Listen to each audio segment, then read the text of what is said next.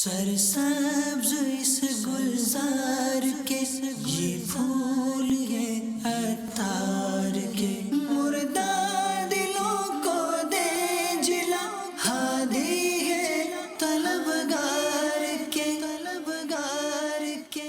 الحمدللہ رب العالمین، والصلاة والسلام علی خاتم النبیین، اما بعد فاعوذ باللہ من الشیطان الرجیم، بسم اللہ الرحمن الرحیم، الصلاة والسلام علیک یا رسول اللہ وعلی آلک واصحابک یا حبیب اللہ، الصلاة والسلام علیک یا نبی اللہ وعلی آلک واصحابک یا نور اللہ۔ فرمان آخری نبی صلی اللہ تعالی علیہ وآلہ وسلم، تم مجھ پر درود بھیجو، اللہ پاک تم پر رحمت بھیجے گا۔ صلو علی الحبیب صلی اللہ علیہ وسلم۔ حضرت آپ سے یہ عرض کرنی ہے کہ فی زمانہ ہمارے دینی ماحول میں اور ہمارے معاشرے میں زیادہ تر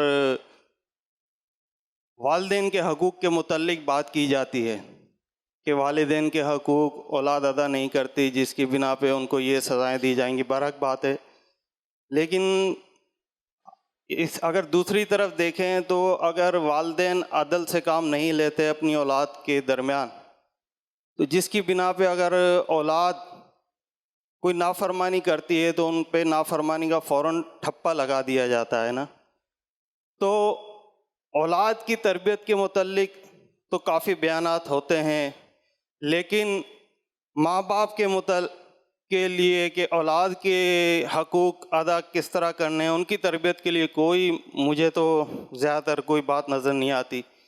تو اس لیے بھی ذرا آپ سے عرض ہے کہ والدین سے بھی عرض کر دیں کہ وہ بھی اپنی اولاد کے معاملات میں عدل سے کام لیں، اور یہ بھی عرض فرما دیں کہ اگر اولاد یہ معاملات دیکھے تو ان کو کیا طریقہ اختیار کرنا چاہیے، بڑی مہربانی ہوگی۔ اللہ آپ کے دکھ دور کرے، اور دکھ دور ہونے کا ذریعہ یہی ہے کہ ماں باپ کے قدموں میں آ جاؤ۔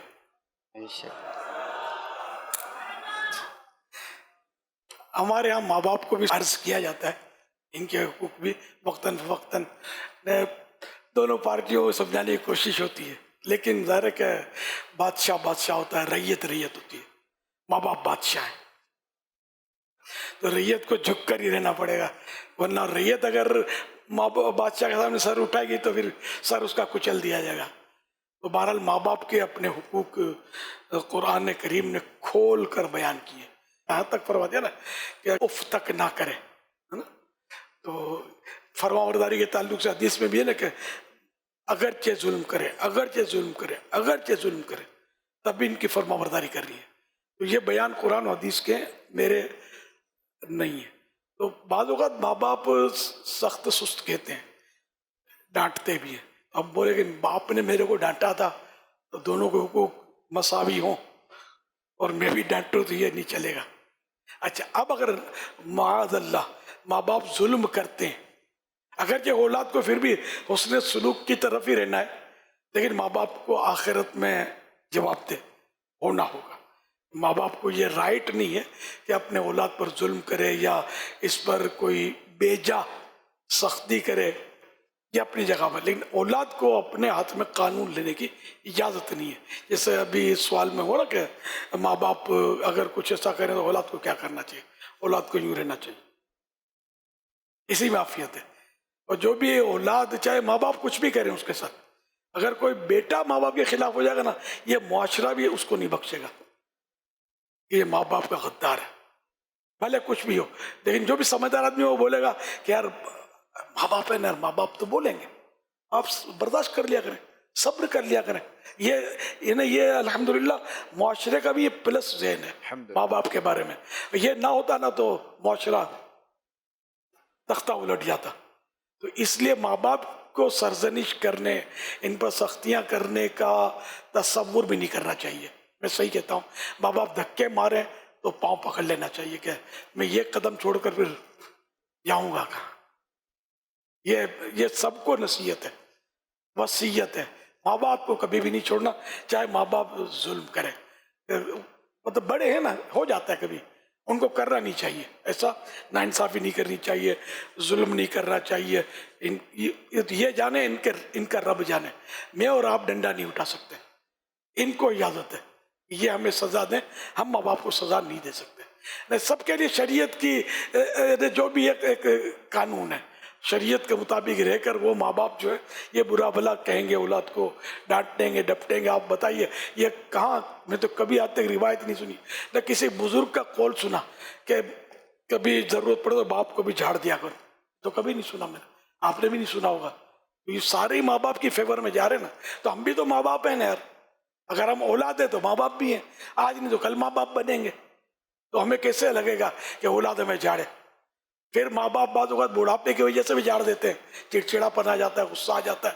بعض اوقات اولاد غلط کر رہی ہوتی ہے لیکن وہ اولاد کو پتہ نہیں تو میں غلط کر رہا ہوں. اب مثال کے طور پر میں ایک جگہ کسی کے گھر پہ تھا، تو ان کے والد صاحب کچھ شاید لوز ٹاکنگ کر رہے ہوں گے، ایسے کمزور بات کرنے لگے کیا تھے. تو وہ چند بار میں نے نوٹ کیا کہ وہ باپ کو اس طرح. اب بتائیے باپ کو تو سمجھ نہیں پڑتی کہ میں لوز ٹاکنگ کر رہا ہوں، باپ پر گزرتی کیا ہوگی یار. اس کو اس لیے میں نے جوان کیا، تگڑا کیا، کھلا پلا کر کہ آج یہ میرے 4 آدمی کے سامنے یوں کر رہا ہے مجھے میرا بیٹا. اب بتائیے ظالم کون مظلوم کون. تو اس لیے پھونک پھونک کے قدم اٹھانے کی ضرورت ہے. اس لیے میں عرض کروں گا کہ اگر خدا نہ خواستہ کوئی ایسا 19-20 ہے تو جنت ماں کے قدموں تلے ہے.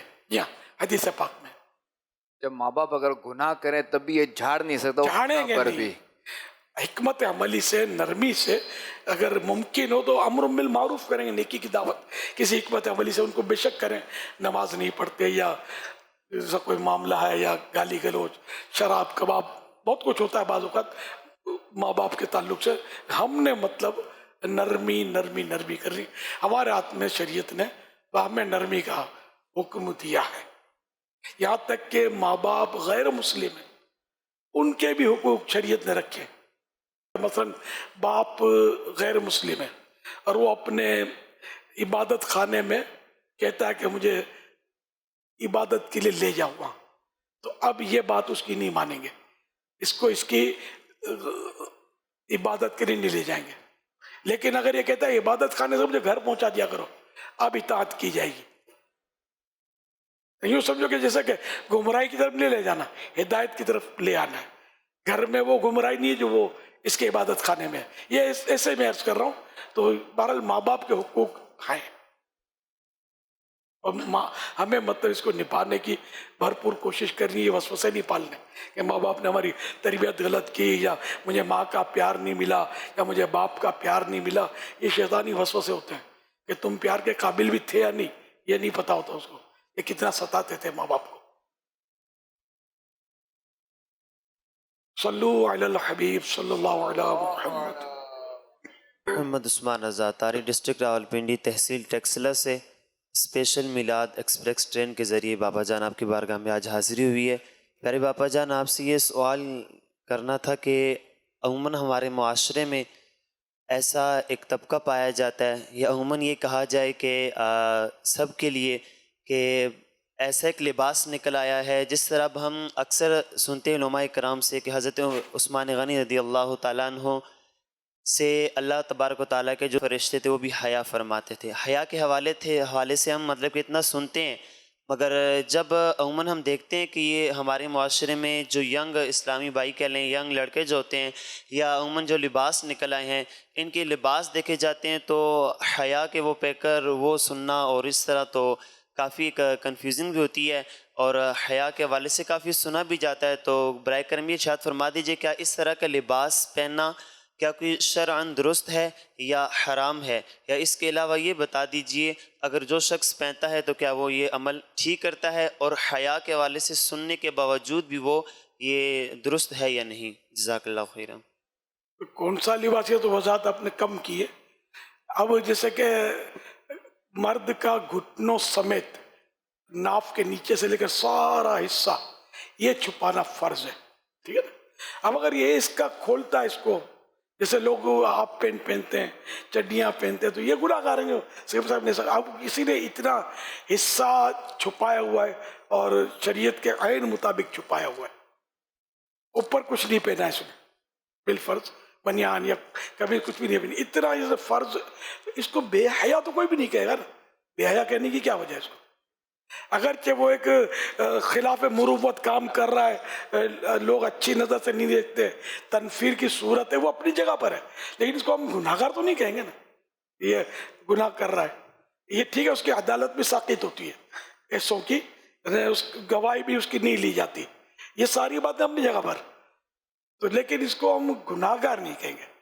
تو گناہ ہر لباس جو یہ آج کل فیشن کا چلا ہوا ہے، اس کو گناہ کیسے کہہ دیا جائے؟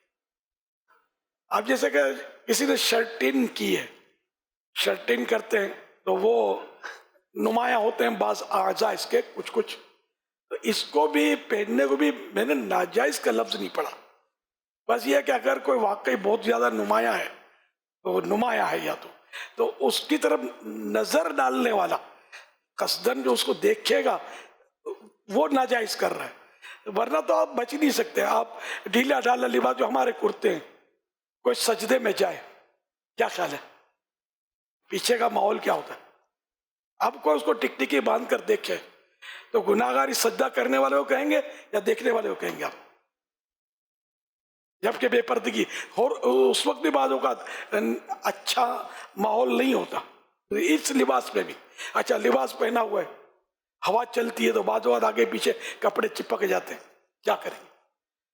آپ کو مدینے بھی تو جانا ہے، احرام بھی تو باندھنا ہے نا. کیا ہوتا ہے پتہ ہے؟ احرام میں بعض اوقات چادریں آگے پیچھے ہو کر کچھ کا کچھ منظر پیش کرتی ہیں، ہوا چلتی ہے، تو انہیں اپنا بندہ جو خود پورا اہتمام کرے، ارادتاً کوئی بھی مطلب بھول نہ کرے. اب ہو گیا کیا کرے؟ اچھا اب یہ جو موجودہ لباس ہے نا، اس میں واقعی وہ جو مطلب ہے پریشانیاں ہیں، لیکن ہم حرام کہنے کے لیے، گناہ کہنے کے لیے تو شرعی دلیل چاہیے. اپنی مرضی سے کیسے کہنے یہ فلاں لباس حرام ہے؟ ہاں جیسے ڈانسروں کا لباس ہوتا ہے ایک دم چپکا چپکایا، تو اس پر بھی میں نے اس کو پہننے والے کو ناجائز پہنتا یہ پڑھا سنا نہیں ہے. میری ہو سکتا ہے غلط فہمی ہو، لیکن مجھے جو یاد پڑتا ہے کہ اس پر بھی مجھے معلومات تھی، مطلب کہ ان اعضاء کی طرف نظر ڈالنا ناجائز ہے، یہ البتہ گناہ ہے. پہننے والا پہنے ہوئے وہ ہاں خدا نہ خدا کوئی مادرزاد ننگا لوگوں میں گھوم رہا ہے، یہ بے شک گناہ گار ہے، لیکن اس لباس پہنے ہوئے کو گناہ گار تو نہیں کہہ سکتے نا. عورتوں کا الگ مسئلہ ہے، عورتوں کے لباسوں کا پھر ان کے پھر اپنے احکام ہیں، ان کی حیا احکامات اپنی اپنی جگہ پر ہیں. اس لیے ایسی شدت نہ کی جائے کہ جس سے مطلب لوگ ہم سے دور بھاگیں. اب جیسے پینٹ شرٹ، شرٹیں، ٹی شرٹ اور بالکل بے ڈنگے لباس پہن کر لوگ آ رہے ہوتے ہیں مسجدوں میں، اجتماعات میں. اگر ہم ان کو ٹوکنا شروع کریں گے تو آپ کا خیال کیا ہے؟ ان میں سدھار پیدا ہوگی یا بگاڑ بڑھے گا؟ یہ تھوڑا بہت جو اللہ رسول کا نام لیتے ہیں نا کہیں، یہ اس کو بھی نہ چھوڑ دیں. اب طرح طرح عجیب، یعنی کہ اس بار مجھے کہ صاحب ملے، میں تو حیران رہ گیا، اتنی بڑی داڑھی تھی، اتنی بڑی داڑھی تھی، اور جیسے بہت مشرہ آدمی ہو، اگرچہ چند انگوٹھیاں انہوں نے پہنی ہوئی تھی، تو مطلب بالکل یعنی کہ داڑھی واقعی بھرپور داڑھی، چہرہ بڑا ادب احترام مجھ سے وہ کر رہے تھے، ملے تھے مجھے ہوائی جہاز میں. مجھے وہ جانتے تھے، میں تو ظاہر نہیں جانتا تھا، بہت خوشی کا اظہار کر رہے تھے کہ مطلب آپ کی زیارت ہوئی، ملاقات، جیسے لوگ عقیدت میں کہتے ہیں. اچھا میری توجہ جیسی تھوڑی سی پڑی، وہ میرے ساتھ حسن رضا ہوتے ہیں، ان کی توجہ چلی گئی. انہوں نے کہا باپا انہوں نے تو پیچھے پونی بنائی ہوئی ہے، پونا بنایا ہوا تھا، باپ رے باپ، آپ کو سمجھاؤ. اور اب میں پہلی ملاقات اور اب یہ رخصت بھی ہو رہے، میری سچی بات ہمت نہیں ہوئی سمجھانے کی. وہ جا کے سیٹ پہ اپنی بیٹھ گئے. میں بھی حیران رہ گیا، چہرے پر تو پیچھے اب اس کو کیا کریں یار. اب داڑھی منڈانا حرام ہے, یہ ہم جیسے بولتے ہیں. اب کسی کو پکڑ کے بولے کہ تو حرام کرتا ہے, داڑھی منڈاتا ہے, جہنم میں جانے والا کام کرتا ہے, آپ کا کیا خیال ہے؟ آپ کے قدموں میں سر رکھ دے گا کہ آپ جیسے بولے میں کروں گا؟ غصہ آئے گا تو بولے گا نماز تو پڑھتا تھا اب یہ بھی نہیں پڑھوں گا. تو مولانا لوگ ایسا کرتے ہو. تو اس لیے وہ موقع, محل, حالات, واقعات کے مطابق اجتماعی طور پر سمجھانا الگ ہوتا ہے, تنہائی میں سمجھانا الگ ہوتا ہے. تو جیسا موقع اس انداز سے مبلغ کو چاہیے کہ وہ اگلے کی نفسیات کے مطابق سمجھائے. آپ کوئی غلط لباس پہنا تو آپ کی ہمت ہے تو انداز بھی آتا ہو. ہے بہت مشکل کہ آپ کسی کو پینٹ اور شرٹ سے, شلوار کرتے پر لے آئے. آپ بہت کچھ چھڑا سکتے ہیں, یہ نہیں چھڑا سکتے. یہ ہم نے دیکھ لیا. ہمارے پاس یعنی کہ دعوت اسلامی میں یوں کہوں تو غالب اکثریت یہ پینٹ شرٹ, ٹی شرٹ, یہ ابھی جو بیٹھے ہوئے نا ان میں ایک سے ایک حساب کتاب والے ہوں گے. یہ ابھی سب امام باندھ کر تو سادے لباس پہن کے بیٹھے ہوئے. معاشرہ دیکھا ہے میں نے. یہ دل میں سوچ بھی رہے ہوں گے یار یہ امی کو بولنا شروع کر دیا تو غلط تھوڑی بول رہا ہوں. ایک سے کوئی ٹائپ لٹکاتا ہوگا, کوئی کچھ کرتا ہوگا. تو یہ بھی ان کی دین سے محبت ہے. اب ان کو میں بولا بولی کروں گا کہ ادھر آ کر یوں کرتے ہو, پیچھے سے یوں کرتے ہو, نفاق تو فلاں تو معاذ اللہ, تو یہ پھر اتنا جو کرتے نہیں بھی نہیں آئیں گے, اور پھر ہم دونوں اکیلے رہ جائیں گے. تو اللہ پاک رحم پر پینٹ شرٹ پہننا ناجائز نہیں ہے, جائز ہے, گناہ کا کام نہیں ہے. تو ہم کو نرمی سے پیار سے نمازی بنائیں گے نا, اس میں مسجدیں بھر دیں گے نا, تو انشاءاللہ ہم جو چاہتے ہیں نا تھوڑا بہت کمی کوتاہی تو یہ بھی انشاءاللہ دور ہو جائے گی, ہماری بھی دور ہو جائے, اللہ کرے. اخلاق بہت بڑی اہمیت رکھتے ہیں. اخلاق ہمارے کون سے اچھے ہیں یار.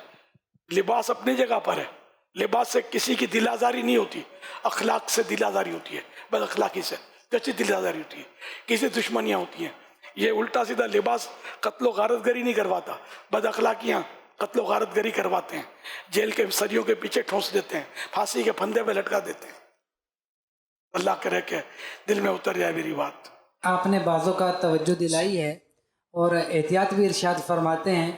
کچھ اگر اس حوالے سے رہنمائی فرمائیں کہ بعض اسلام بھائی کے پاجامے جو ہیں وہ پتلے ہوتے ہیں جس سے رنگت جو ہے وہ جھلک رہی ہوتی ہے, اور اس بے احتیاطی کی آپ نے چند بار توجہ بھی دلائی ہے.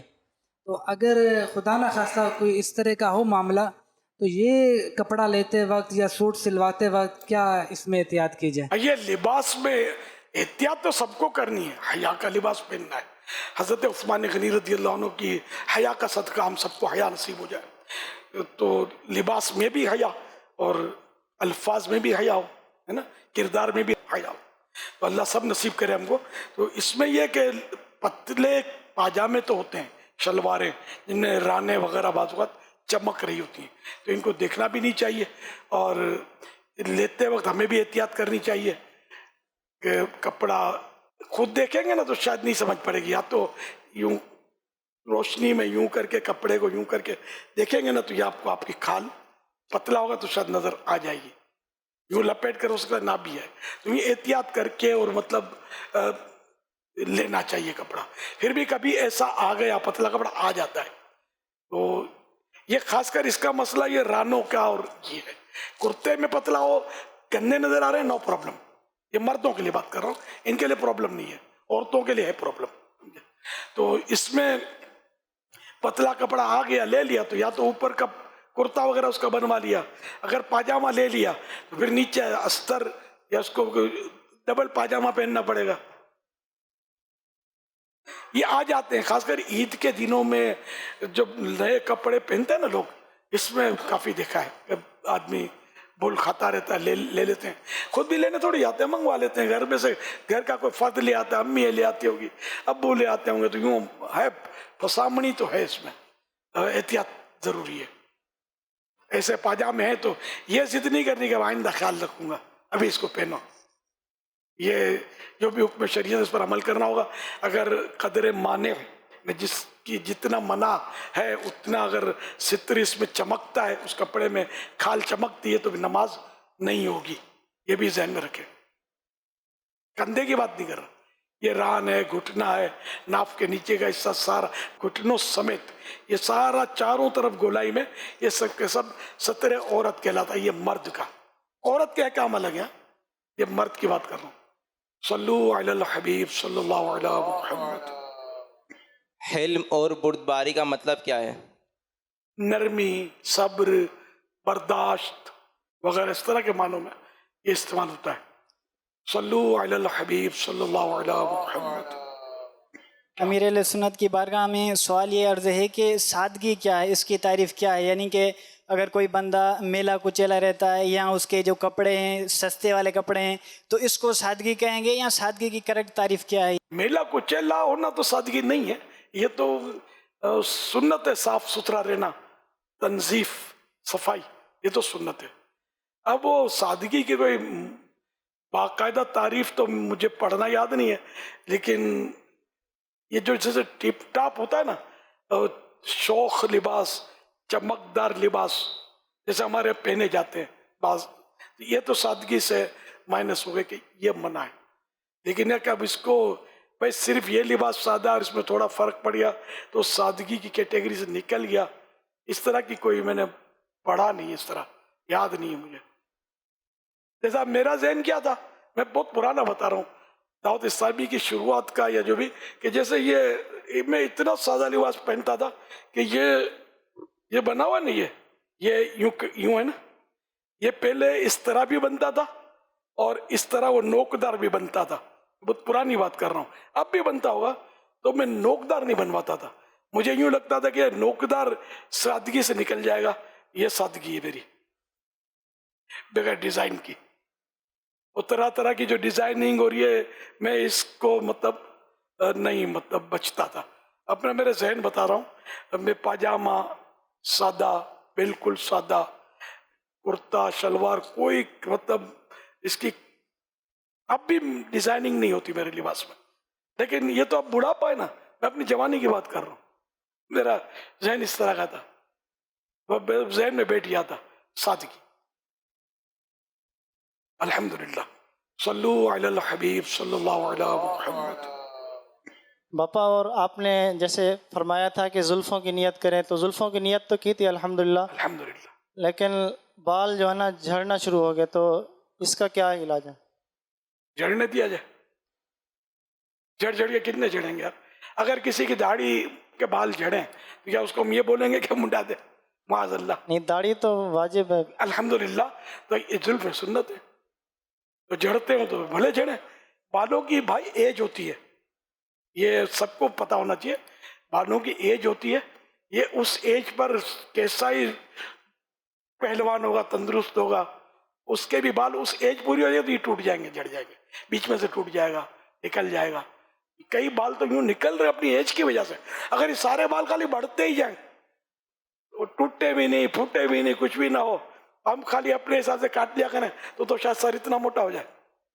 तो एक फितरी निज़ाम है कि बाल अपनी अपनी एज के मुताबिक झड़ते हैं, टूटते हैं, कटते हैं, फटते हैं, सब होता रहता है। ये अपना काम करें, हम जुल्फ़ रखने का काम कर लें इंशाअल्लाह अज़्ज़ा वजल। दुआ फरमा दें क़ुव्वत हाफ़िज़ा के लिए और मदीना पाक की हाज़िरी के लिए। और अल्लाह का शुक्र है कि सिर्फ बाल झड़ते हैं। मक्का में शुक्र से बोलता हूँ, दांत झड़ना शुरू हो जाए किसी के तो बोला बत्ती से निकाल दो, दांत झड़ते हैं, एक एक करके काय को जाते हैं यार, अकेले ही टाटा कर दो इसको। सल्लु अलल हबीब सल्लल्लाहु अलैहि मुहम्मद। अमीर सुन्नत, मेरा नाम रही बख्श है, बलूचिस्तान ज़िले लसबेला उथल से हाज़िर हुआ हूँ। माशाअल्लाह। आपकी बारगाह में एक सवाल है, अर्ज़ है कि माँ बाप अपनी औलाद को दिल व जान से पालते हैं, यानी दिन रात एक करके अपनी औलाद को पालते हैं, उनकी खिदमत करते हैं, तो औलाद का भी मेरे ख्याल में इतना ही हक़ है कि अपने माँ बाप की खिदमत करे। यानी मेरे वालिद साहब और वालदा दोनों इंतकाल कर गए हैं। अल्लाह मग़फ़िरत। अच्छा, तो यानी औलाद दुआ करते हैं और पड़ोसी वगैरह और भी दुआ करते हैं, तो इनकी इसके दुआ में असर है? अगर औलाद दुआ तड़प के करेगी, दिल से करेगी, कोई हो सकता है कि मुरुव्वत में करेगा, तो भी हकीकत में तो अल्लाह ही जानता है कि किसने दिल से दुआ की और وہ سبھی کی دعائیں قبول فرمانے والا ہے. یہ فکس نہیں کر سکتا میں کہ اس کی قبول ہوگی تو اس کی نہیں ہوگی، تو اس کی کم قبول ہوگی، اس کی زیادہ قبول ہوگی. کہ ہم مطلب یہ کہ جو جس کے لیے دعا کریں، یہاں تک کہ ہم اگر ساری زمین کے جتنے مسلمان مرد و عورت ہیں ان کے لیے مغفرت کی دعا کریں. ہم سب کی اولاد تو نہیں ہے، نہ سب کے ماں باپ ہیں.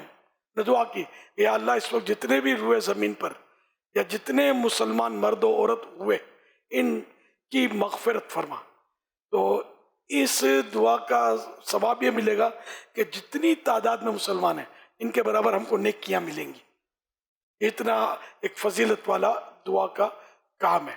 اب اس میں یہ کیسے کہا جائے کہ بھائی اس کے حق میں میری دعا قبول ہوگی، اس کے حق میں قبول نہیں ہوگی، تو اللہ ہی بہتر جانتا ہے. تو دعا تو سب کو کرنی چاہیے. دعا خود عبادت ہے، بلکہ الدعاء مخ العبادہ، دعا عبادت کا مغز ہے. اللہ آپ کے ماں باپ کی بے حساب مغفرت فرمائے. صلو علی الحبیب صلی اللہ علیہ محمد. محمد حماد اتاری لاہور سے باپا جان آپ کی بارگاہ میں حاضر ہوں. سوال آپ کی بارگاہ میں عرض ہے کہ اگر ایک شخص حقوق العباد کے معاملے میں دانستہ طور پر کسی دوسرے شخص کی حق تلفی نہیں کرتا، لیکن سامنے والا شخص اس بات کو کلیم کرتا ہے کہ آپ کی وجہ سے میری حق تلفی ہوئی ہے اور معافی بھی نہیں دیتا، اب اس وجہ سے وہ پہلا شخص بڑا پریشان ہے کہ دل آزاری ہو گئی، اس کی جان بوجھ کے کی بھی نہیں ہے، معافی بھی نہیں دے رہا، اب وہ پریشان بھی ہے اور یہ پریشانی کی وجہ سے اس کا سکون اور چین برباد بھی ہے. ایسے میں وہ شخص کیا کرے؟ اگر دانستہ یا نادانستہ جان بوجھ کر یا بغیر جانے حق تلفی نہیں کی تو وہ الگ اگلا کہہ رہا تھا، وہ تو تہمت رکھتا ہے. گناہ گار تو وہ ہے نہ کہ یہ پریشان ہونے والا. اگر ایسا ہی ہے تو ایک ہوتا ہے ایذا تکلیف، ایک ہوتا ہے تعزی ایذا اپنے اوپر اوڑھ لینا. اب مثال کے طور پر اس کو یوں سمجھیں کہ آپ نے کسی کے گھر پہ جا کے دستک دی کہ آپ اس سے ملاقات کے لیے گئے، اس نے ملاقات نہیں کی، آپ بولیں گے اس نے مجھے ایذا دی، دروازہ نہیں کھولا میرے لیے، لیکن یہ ایذا نہیں ہے. یہ اگر آپ کو تکلیف ہوئی تو یہ تعزی کہلائیے کہ جس کے گھر پہ گئے اس پر فرض و واجب تھوڑا ہی ہے کہ آپ کے لیے دروازہ کھول کر آپ کو بٹھائے اور آپ سے ملے. نہیں ملنا چاہتا اس کے مجید، یہ باہر شیخ میں مسائل لکھے ہوئے ہیں. اب یوں تو پھر تو ہر ایک ملنے والے سے آدمی ملنا ہی اس کے لیے شریعت واجب کرتے تو بیچارہ وہ ہم جیسا تو پھر کہیں کا نہیں رہتا. ڈھونڈتے رہتے ہیں لوگ ہم کو، کیا کریں. صلو علی الحبیب صلی اللہ علیہ محمد. بلال یونس، شعبہ اصلاح اعمال، پنجاب، ذمہ دار. سیدی امیر اہل سنت کی بارگاہ میں عرض ہے، کوئی اسلامی بھائی عمرے کے لیے روانہ ہو تو وایا ریاض باپا اس کی فلائٹ ہو تو کیا وہ احرام یہاں سے باندھ کر نیت کرے گا یا ریاض بھی جا کر باندھ سکتا ہے؟